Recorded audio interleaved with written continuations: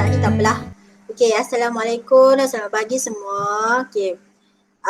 Hari ni kita akan sambung pengajaran kita okay, dalam Google Meet ni, Alhamdulillah. So hari ni ramai yang masuk, saya pun tak jangka ramai yang masuk macam ni sebab selalu dalam 8 orang macam tu lah, 6, 5, okay tak apa.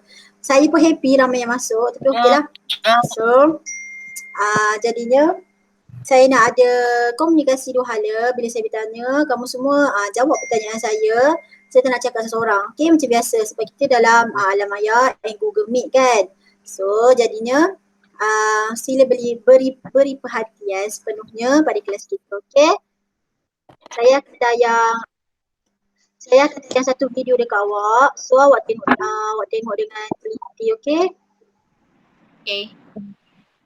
Okay.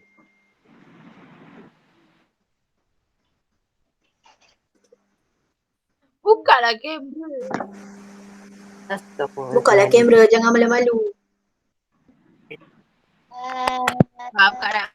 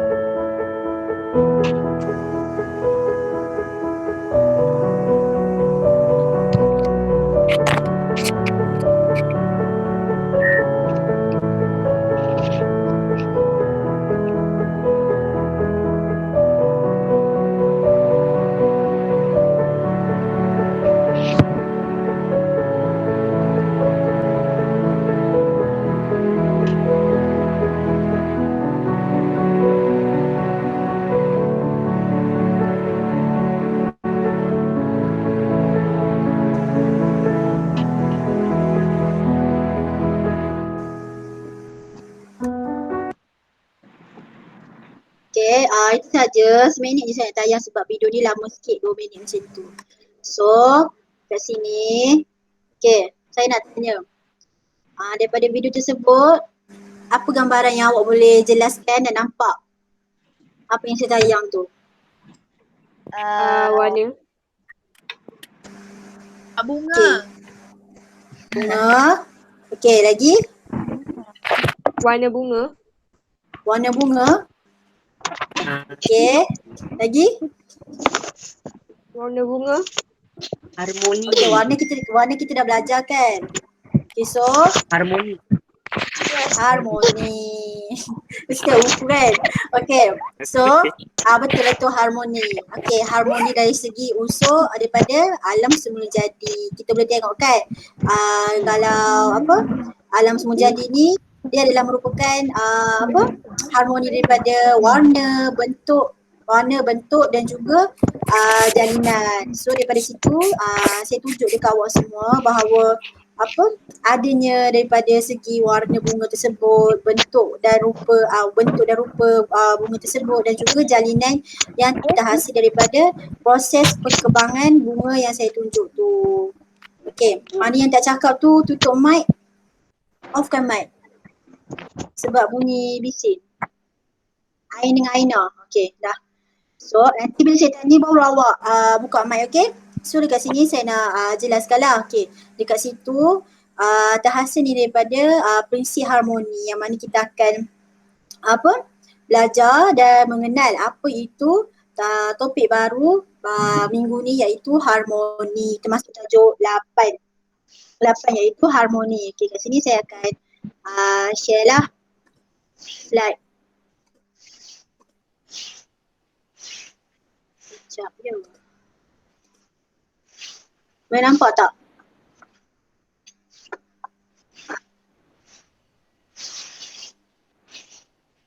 Ada keluar tak? Sekejap. Ada. Tak ada pun. Ada Tak lah. ada? Oh, Ada. Ada. Ada. ada. Ada. Okay. Ada. Ya, ada. Okay. So, tajuk pada minggu ni adalah harmoni, iaitu kita masuk pada tajuk baru, tajuk 8. Okay. Apa itu harmoni? Okay, sebelum tu kamu semua akan dapat mengenal maksud harmoni itu sendiri ataupun definisi harmoni, ciri-ciri harmoni. Yang mana ciri-ciri harmoni itu daripada unsur alam semula jadi, objek buatan manusia dan juga karya seni visual. Kita dapat lihat daripada 3 aspek itulah apa yang daripada prinsip harmoni tu. Okay, seterusnya kamu semua akan tahu apa fungsi, apa yang kita boleh dapat tahu daripada fungsi harmoni itu sendiri. Okay. So kat sini saya nak Hanim lah baca. Hanim ada? Ada. Hanim? Ada tak ada? Sabar. Ada. Okay, nampak tak slide?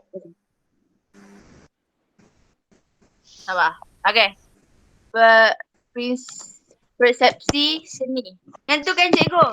Saya yang sekarang saya tayang slide ni. Definisi harmoni apa? Prinsip harmoni kait berapat dengan penyatuan objek atau elemen-elemen rekaan yang sama dalam satu buah gubahan secara tersusun, teratur dan bersesuaian. Sabar. Okey tu.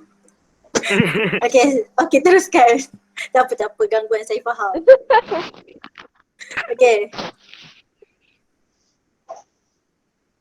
Hadim okey ke kau tak okey saya bagi orang lain.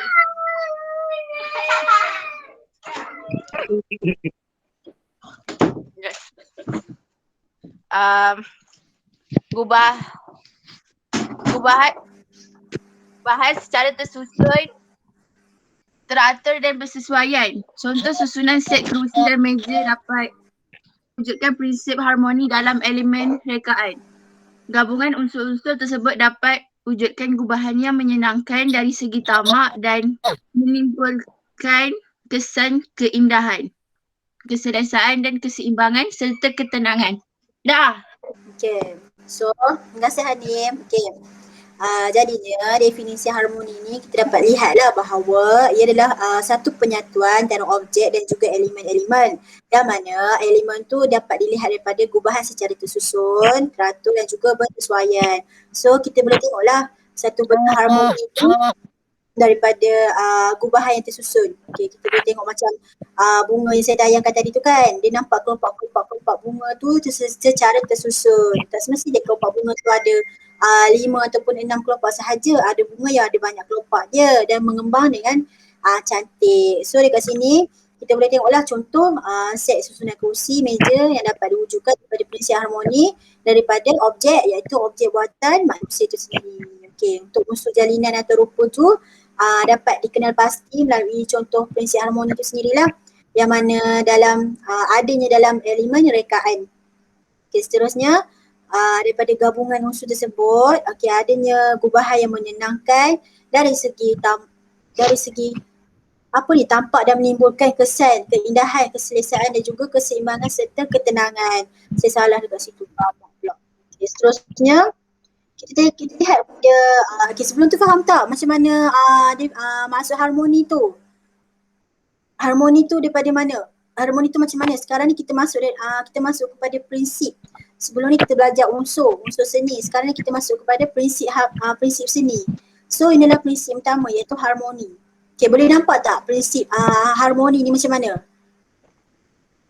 Boleh nampak? Okay, contoh saya kan? Boleh. Okay, background saya ni nampak tak background saya belakang ni? Tak nampak. Okay, nampak Pokok kan? Ya pokok langit kan? Nampak tak? Nampak. Okay, so saya pakai tudung biru-biru macam tu. Lepas tu langit pun nak biru-biru. Lepas tu masuk pula dengan warna pokok dan kuning-kuning. Lepas tu baju saya pun sekali lengan saya ni pun baju warna kuning. So dekat sini adanya unsur keharmonian tu sendiri. Prinsip harmoni tu. Daripada situlah dia macam warna tu ada daripada segi warna lah. Kalau daripada segi warna tu harmoni tu boleh masuk lah dengan saya ke macam tu. Okay, seterusnya saya masuk kepada ciri pula Okay.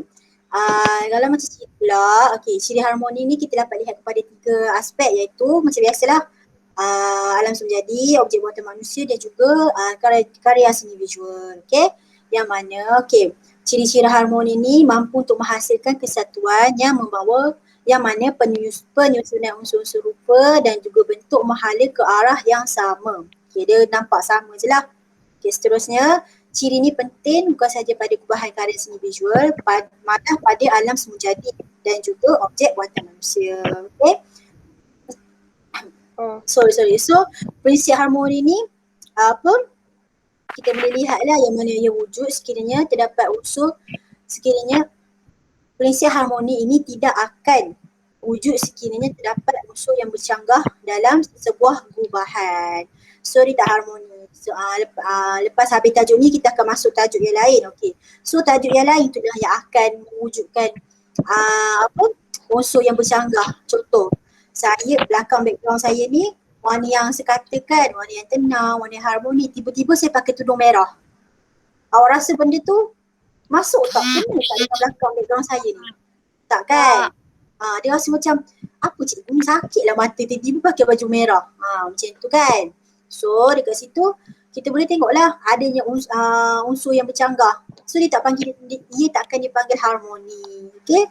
Jadinya, okay, contoh yang kita dapat lebih lihat dengan jelas. Okay, tengok pada buku teks muka surat 88. Okay, kita boleh lihatlah pada alam sejadi, objek mata manusia dan juga karya seni visual. Okay, alam sejadi tu kita macam saya tunjuk tadi lah. Dari segi video yang first awal tu, iaitu prinsip harmoni dari segi warna, bentuk dan juga jalinan. Okay, warna bunga tu, bentuk bunga tu, jalinan yang ada pada bunga tu juga. Okay, seterusnya prinsip harmoni dari segi penyatuan dua unsur seni. Okay, penyatuan dua unsur seni yang mana melibatkan haiwan dan juga bunga tu sendiri. Rama-rama tu lah kan. Rama-rama tu kena pula dengan daun kuning tu. Macam tu lah saya anggarkan kepada awak tu faham. Macam saya kan, saya ni memang manusia tapi bukannya haiwan. Contoh kalau saya ni jadi rama-rama saya duduk kat sini. So dia kenalah kan rama-rama tu masuk pula kuning dengan hitam. So kenalah dekat belakang ni background saya tu. Okay. Seterusnya, kalau macam objek buatan manusia ni kita boleh lihat pada apa? Macam mana? Objek buatan manusia. Pakaian. Apa? Pada apa? Baju. Baju? Macam mana? Kita boleh lihat bentuk dan juga warna sesebuah bangunan tu. Okay? Tengoklah bangunan kat sekolah. Nampak ada ke warna yang macam warna garang-garang? Okay? Bentuk yang macam pelik-pelik. So bentuk dia sekata je kan. Awak pergi sekolah kan, awak tengok bangunan sekolah tu, bangunan sama je kan. Kalau bangunan kelas tu, sama je bangunan kelas dia tu. Okay, so untuk prinsip harmoni dari segi perabotnya, susunan perabot tersebut. Okay, susunan perabot tersebut tu macam mana? Kita boleh lihat kat situ lah, ada meja dan juga kerusi. Seterusnya kita lihat pada karya seni visual. Okay, untuk karya seni visual ni macam mana? Okay, adanya warna dalam unsur rekaan grafik. So dalam grafik ni memainkan peranan penting lah untuk dapatkan warna yang harmoni dan juga matching dengan karya rekaan grafik yang pereka grafik tu hasilkan. Okay, seterusnya prinsip harmoni dari motif berulang pada tanglung. Okay. Pernah tengok tanglung? Pernah? Pernah tanglung yang Cina rumah tu. Itu lah tanglungnya. Yang ni model sikit, nampak klasik kan. Yang Cina selalu gantung depan rumah, itulah tanglung. So ada unsur harmoni prinsip motif berulang pada tanglung. Ada dia punya rokaan ataupun corak yang dihasilkan pada tanglung tersebut. Okay, seterusnya, faham harmoni ni macam mana? Faham? Okay, good. Okay, seterusnya kita masuk pada fungsi harmoni. Saya nak panggil siapa pula Irene ada? Aduh. Irene Nabila. Ada. Okay, macam fungsi Yang warna purple tu ke? warna purple. Fungsi harmoni warna purple tu. Ciri harmoni dengan dia punya tu sekali lah. 3 yang dalam sebelah tu. Yang 3 benda tu. Okey. Ciri-ciri harmoni yang wujud pada sesuatu objek mempunyai fungsi yang tertentu. Saja sebelah menunjukkan fungsi prinsip harmoni. Prinsip harmoni pada gabungan seni kraft dan seni halus mewujudkan nilai estetik. Prinsip harmoni pada seni tekatan mewujudkan keseimbangan menerusi gabungan motif, warna dan susunan Nampak tak? Boleh zoom slide tu. gubahan. Prinsip harmoni wujud dalam karya cetakan bernam Etching. etching menerusi gabungan hal benda yang berkaitan. Okay, terima kasih Irene. Okay. So, Sama.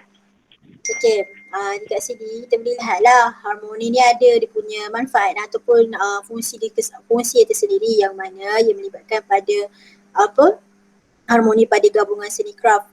Okay, seni craft lah, tahu kan craft macam mana, dan juga seni halus yang mewujudkan nilai estetik ataupun sebuah nilai keindahan. Estetik itu kita panggil keindahan lah, suatu benda yang indah. Okay, so selain itu juga prinsip harmoni ni pada seni tekatan. Seni tekatan ni seni craft jugalah, yang mana ia mewujudkan keseimbangan melalui gabungan motif. Boleh nampak kan? Tengok dengan lebih jelas. Okay, gabungan motif tu. Nampak bila dibuat seni tekat tu, nampak motif apa? Nampak dia berkembang jadi apa tu? Gambar tu. Bunga kan? So lepas itu hasilnya seni tekat yang menghasilkan motif bunga dan juga warna dan susunan gubahan. Okay, seterusnya prinsip harmoni wujud dalam cetakan yang bernam iaitu etching yang mana menerusi gabungan hal benda yang berkaitan. Okay. Jadinya fungsi harmoni ni terdapat pada karya seni visual lah. Okay, karya seni visual tu termasuklah dalam seni bidang craft itu sendiri. Okay, dan juga seni halus. Okay, seni halus tu cetakan tu lah, cetakan bernam tu. Jadinya kita akan masuk teknik penghasilan harmoni. Macam mana harmoni ni terhasil? Okay, mestilah ada teknik dia. Yang mana teknik dia terbahagi kepada 5. Okay, tengok dalam buku ataupun slide saya, buku surat halaman 29. Okay, yang mana prinsip harmoni ni boleh diwujudkan dalam karya bentuk 2 dimensi ataupun 3 dimensi. Okay, 2 dimensi macam mana, 3 dimensi macam mana? Okay, kita boleh tengoklah. 2 dimensi tu macam poster. 3 dimensi tu benda yang kita boleh lihat 360 darjah dia boleh sentuh. Macam tu. So, dalam beberapa teknik ni dapat mewujudkan prinsip harmoni yang mana kita lihat pada susunan huruf-huruf dalam reka bentuk poster. Okay, itu adalah daripada berapa dimensi? Saya cakap tadi. Berapa dimensi tu? Dalam poster tu berapa dimensi kita boleh tengok? 2 dimensi. Okay. Kalau untuk susunan unsur rupa yang ukiran kayu ni, dia menghasilkan bentuk yang menghala pada satu arah. Ini adalah 3 dimensi ukiran kayu ni. Seterusnya pengulangan motif yang sama. Okay, pengulangan motif yang sama ni kita boleh tengok, okay, ni 3 dimensi juga. Okay. Untuk harmoni pada penggunaan warna dalam karya seni, okay, ini adalah kita lihat dalam bentuk 2 dimensi. Hanya boleh dilihat, tak boleh dirasa. Okay, sama. Dan juga unsur rupa dalam keadaan seimbang. Okay, rama-rama tu kena tak dengan belakang background dia tu? Kena tak dengan dia punya warna rama-rama dan juga pokok ataupun bunga yang dia pergi tu, bunga yang dihinggap tu, bunga yang dia duduk tu. Macam itulah. Kena kan, masuk kan warna hijau dengan kuning tu macam kena dengan dia. So, dekat sini kita boleh lihat lah, matching macam tu kena. So, dekat sini kita boleh lihat lah ada 5 benda, 5 teknik penghasilan harmoni itu sendiri daripada huruf dalam poster, okey, unsur rupa bentuk yang menghala satu arah, pengulangan motif dan juga harmoni warna dalam karya seni dan susunan unsur rupa dalam keadaan seimbang. Nampak seimbang macam tu. Boleh faham? Boleh. Tak sudah. Okey. Ada tak yang lain ni? Senyap je. Dengar kan saya cakap? Kita tak seorang. Okey. So dekat sini saya rumuskan. Okey, kat sini awak semua akan belajar. Okey, definisi harmoni tu apa? Okey, tindak balas tampak dalam alam dan juga karya seni yang menyepadukan unsur seni. Okey. Jadinya harmoni ni ada 3 bahagian, iaitu ciri-ciri dia, awak boleh tahu fungsi dia dan juga teknik penghasilan dia. Okey. Ciri-ciri harmoni ni kita boleh tengok pada garisan, susunan bentuk objek, warna dalam rekaan grafik, dari segi penyatuan dua unsur dan juga harmoni dari aspek warna, bentuk dan jalinan. Okey, fungsi dia untuk apa? Untuk memberi nilai estetik ataupun keindahan, memberikan keterangan dan juga mewujudkan keseimbangan. Itu fungsi harmoni itu sendiri kepada kepada manusia lah. Okey, seterusnya teknik penghasilan tu seperti sama yang saya jelaskan tadi, saya dah nak ulang. So benda tu awak kena tahu, okey. Ketiga-tiga benda ni. Jadinya ada apa-apa yang tak faham? Kalau saya laju sangat ke kalau tak faham nanti boleh tanya dalam dalam grup. Okey. Tak ada soalan. Ada soalan? Tak ada apa-apa soalan? Sangkut. Dia buat nota ke ni? Apa? Buat nota ke? Buat nota. Yang ni buat nota. Nanti Ni saya mana? bagi arahan tugasan dan juga slide ni dekat awak. Okey, seterusnya ada lagi satu tugasan. Sekejap. Saya stop sharing ni. Okey, awak tengok betul-betul apa yang saya nak tayang ni. Okey.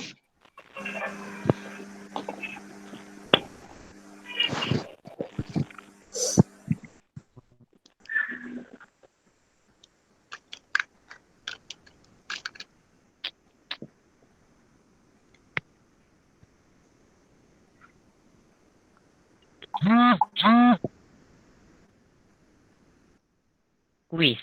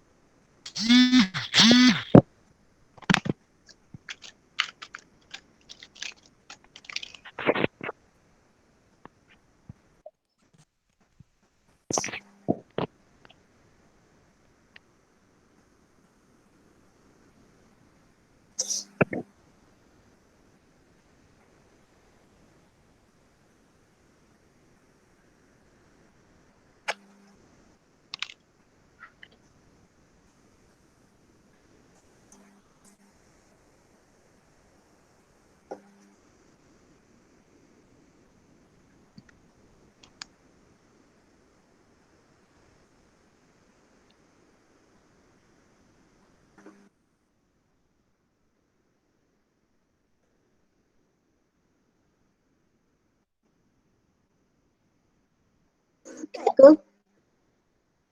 Sekat-sekat tak? Okey tak? Ada nampak tak dia berjalan dekat ni? Dekat Google Meet awak, video ni. Apa? Video ke? Sekat ke? Okey je lah. Ketiru je.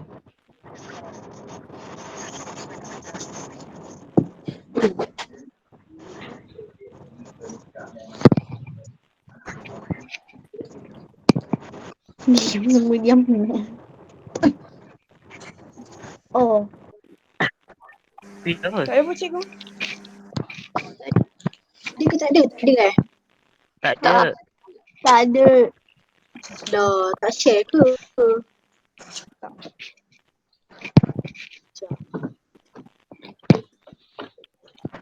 Oh god.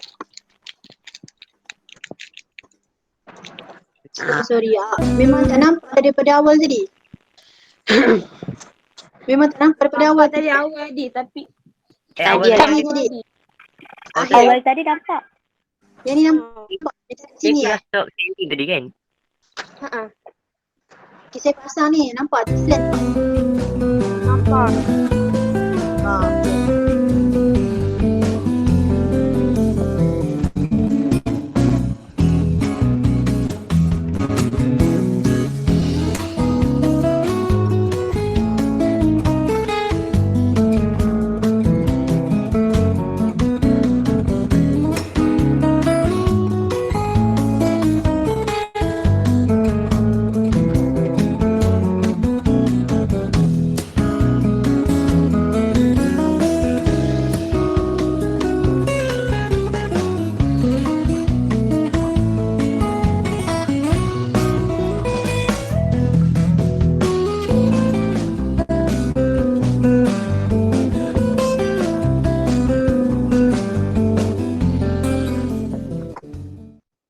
Okay, boleh nampak ke tak? Boleh nampak tak tadi? Nampak?